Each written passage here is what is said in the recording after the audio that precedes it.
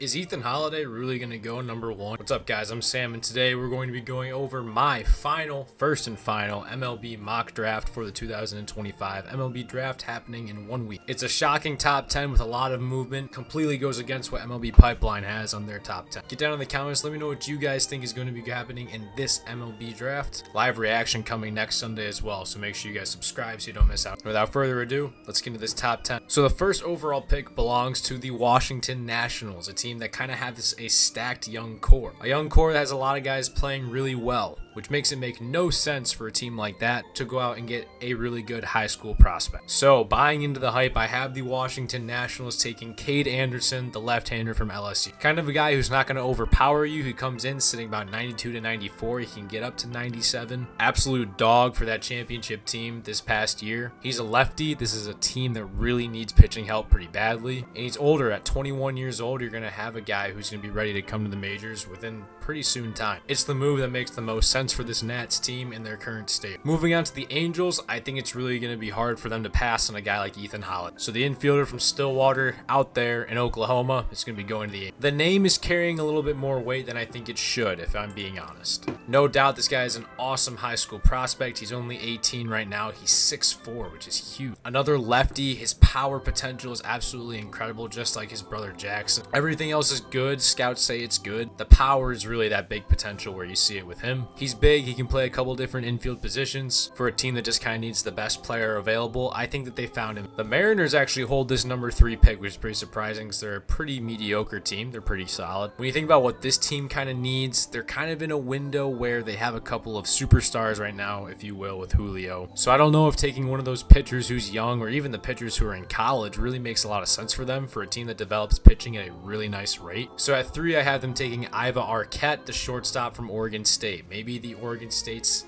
next. This is another guy who just was an absolute dog for that team, all college World Series. A shortstop with like a really, really nice glove. He's 21. He's not going to need a ton of time to develop, is kind of what we're seeing from these high-end college bats, especially. Iva Arquette kind of fits this mold with the Mariners right now, and he can be ready to play in the next couple of years. Hopefully they develop him into a pretty nice hitter because it's a team that needs him. The Rockies find themselves in a pretty weird position where they probably were in a spot where they wanted to take one of those young infield. But now you have a couple of guys who have fallen because of that Iva Arquette pick. So I kind of have them just taking the best player available in Seth Hernandez. It's a right-handed high school arm right out of Corona, California. He's 6'4", 190. His fastball is his biggest attribute, but really everything is really, really high-end when it comes to this guy. Awesome curveball, awesome changeup. Just a guy who this team really needs to kind of take and develop. Kind of adds to that Chase Dollander that they got a couple years ago. The Rockies always need pitching, and this could be a guy who they could develop next few years for sure. St. Louis Cardinals have the number 5 pick, and with that, I also kind of have them taking just the best player available again. Number 5 is kind of a spot where you just kind of take what you can get at that point. And Jamie Arnold from Florida State is still there, the left. He's 21 years old, a lefty. Everything is really just kind of all right. His K to walk ratio is kind of his biggest attribute. Really nice control. He's sitting about 94, 95. He can touch 97, so not the biggest velocity in the world, but that's always something that can improve as you get to the big leagues. 21, probably not a ton of room for improvement in that area, but his slider is his best attribute. That's his best pitch. Kind of a weird arm slot on this guy too, so maybe something to look out for there. But for the Cardinals, best player available, they go ahead. They end up taking Jamie.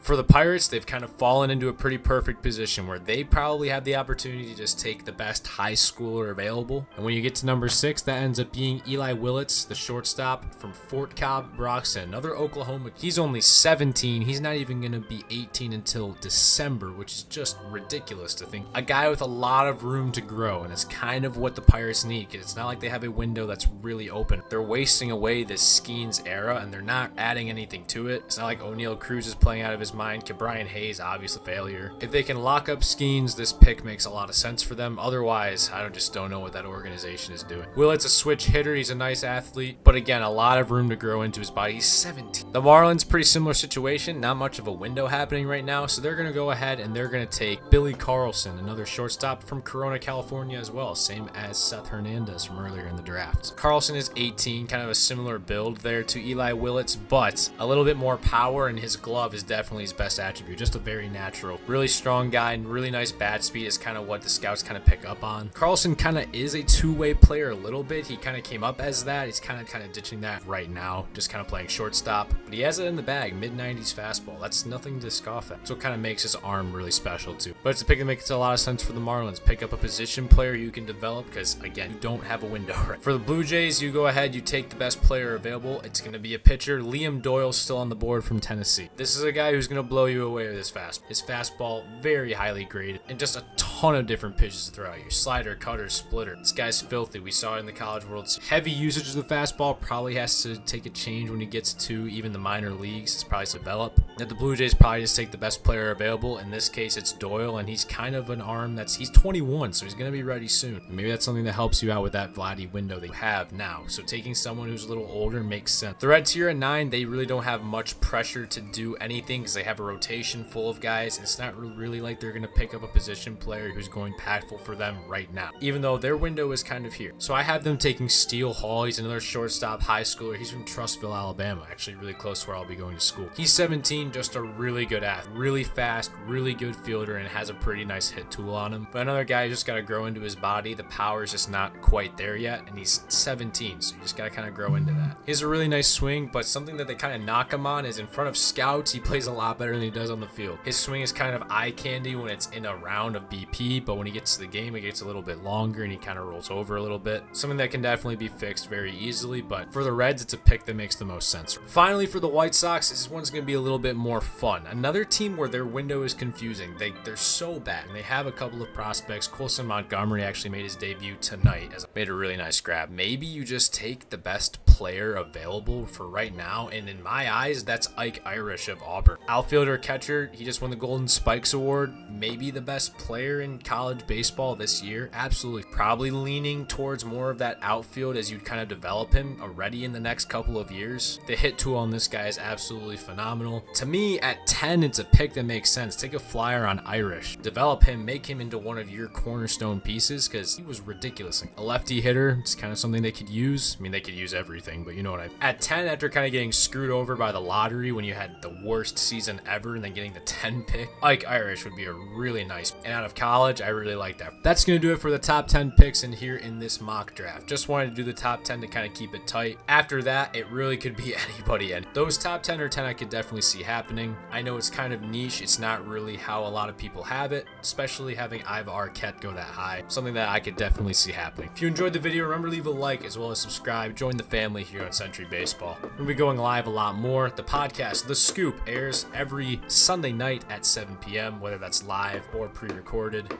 Join the chat, join the discussion, get in the comments, or join the live stream, ask some questions, we'll answer them. But other than that, let's go put a wrap on this video. Make it a great day. Enjoy the baseball.